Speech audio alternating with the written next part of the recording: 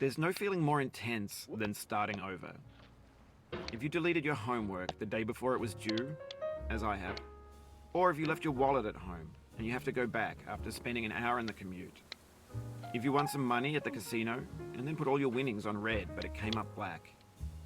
If you got your best shirt dry cleaned before a wedding and then immediately dropped food on it. If you won an argument with a friend and then later discovered that they just returned to their original view. Starting over is harder than starting up. If you're not ready for that, like if you've already had a bad day, then what you're about to go through might be too much. Feel free to go away and come back. I'll be here. Alright, thanks for coming with me on this trip. I'll understand if you have to take a break at any point. Just find a safe place to stop and quit the game. Don't worry, I'll save your progress, always, even your mistakes. This game is a homage to a free game that came out in 2002 titled Sexy Hiking. The author of that game was Jazuo, a mysterious Czech designer who was known at the time as the father of B games. And B games are rough assemblages of found objects. Designers slap them together very quickly and freely, and they're often too rough and unfriendly to gain much of a following. They're built more for the joy of building them than as polished products. In a certain way, Sexy Hiking is the perfect embodiment of a B game. It's built almost entirely out of found and recycled parts, and it's one of the most unusual and unfriendly games of its time.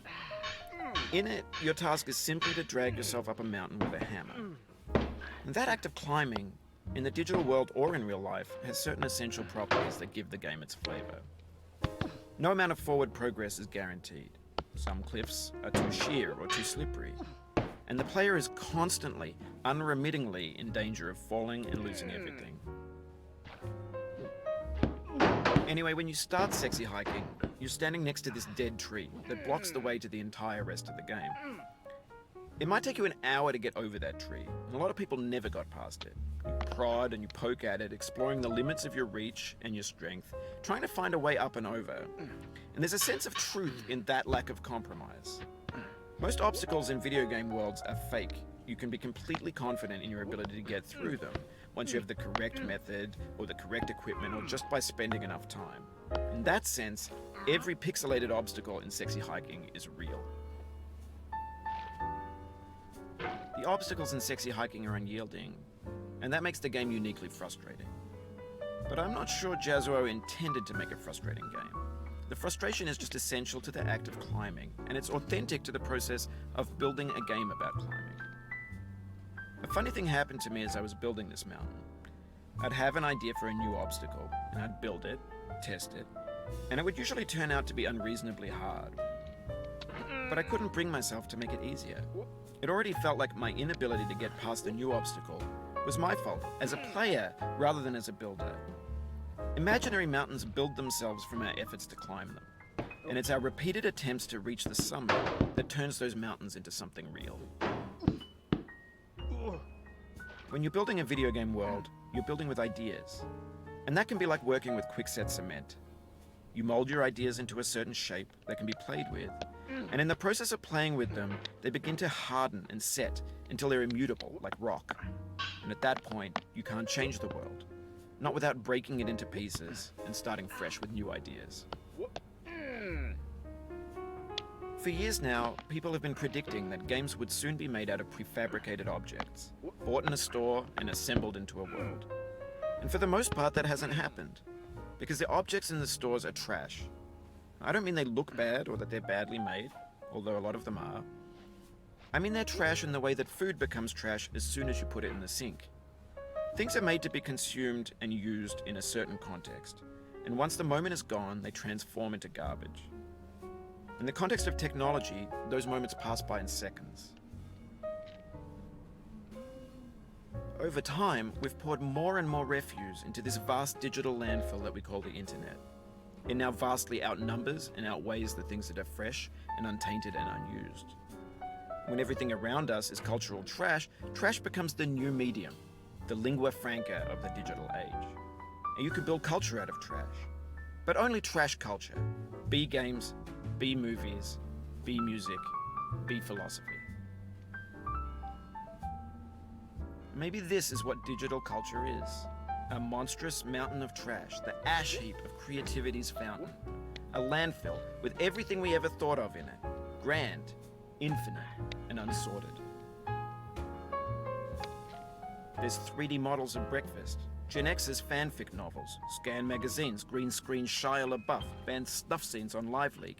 Facebook's got lifelike bots with unbranded adverts and candid shots of Kanye and Taylor Swift mashups, car crash epic failed GIFs, Russian dashcam vids, discussions of McRibs, discarded, forgotten, unrecycled, muddled, rotten, untitled.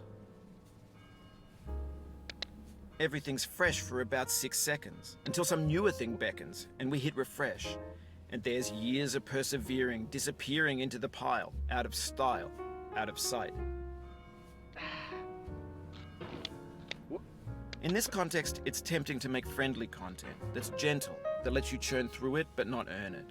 Why make something demanding if it just gets piled up in the landfill, filed in with the bland things? When games were new, they wanted a lot from you. Daunting you, taunting you, resetting and delaying you. Players played stoically. Now everyone's turned off by that. They want to burn through it quickly. A quick fix for the fickle, some tricks for the clicks of the feckless. But that's not you, you're an acrobat. You could swallow a baseball bat. Now I know, most likely you're watching this on YouTube or Twitch, while some dude with 10 million views does it for you, like a baby bird being fed chewed up food. That's culture too. But on the off chance that you're playing this, what I'm saying is, trash is disposable, but maybe it doesn't have to be approachable. What's the feeling like? Are you stressed? I guess you don't hate it if you got this far, feeling frustrated. It's underrated. An orange is sweet, juicy fruit locked inside a bitter peel. That's not how I feel about a challenge. I only want the bitterness. It's coffee. It's grapefruit. It's licorice. It feels like we're closer now. Composer and climber, designer and user. You could have refused, but you didn't. There was something in you that was hidden, that chose to continue.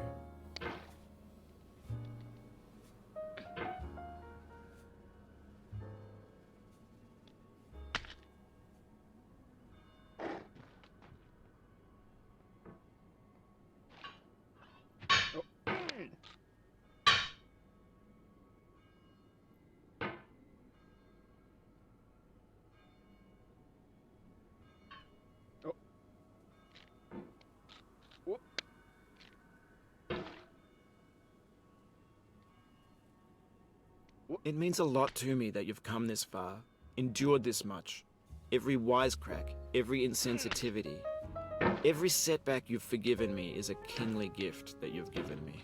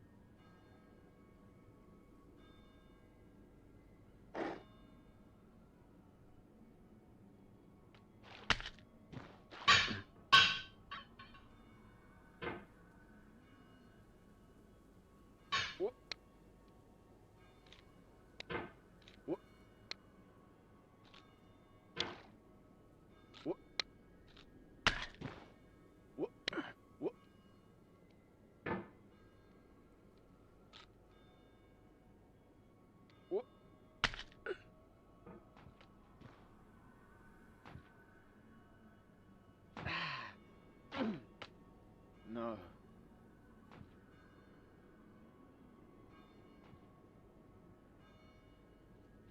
No.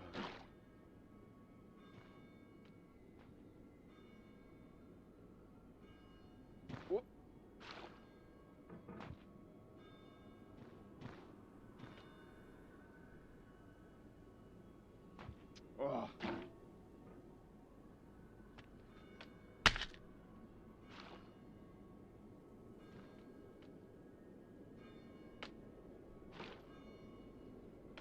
We have the same taste, you and I. It's not ambition. It's ambition's opposite. An obdurate mission to taste defeat. You'll feel bad if you win, so I put this snake in for you.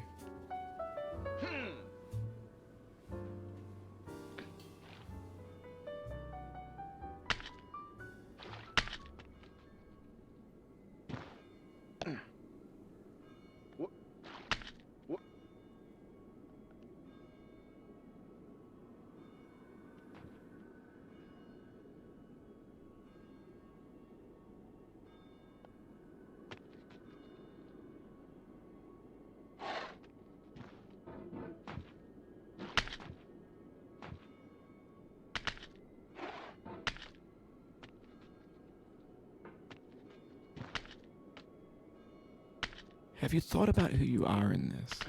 Are you the man in the pot, Diogenes? Are you his hand? Are you the top of his hammer? I think not. Where your hand moves, the hammer may not follow, nor the man, nor the man's hand. In this you're his will, his intent, the embodied resolve in his uphill ascent.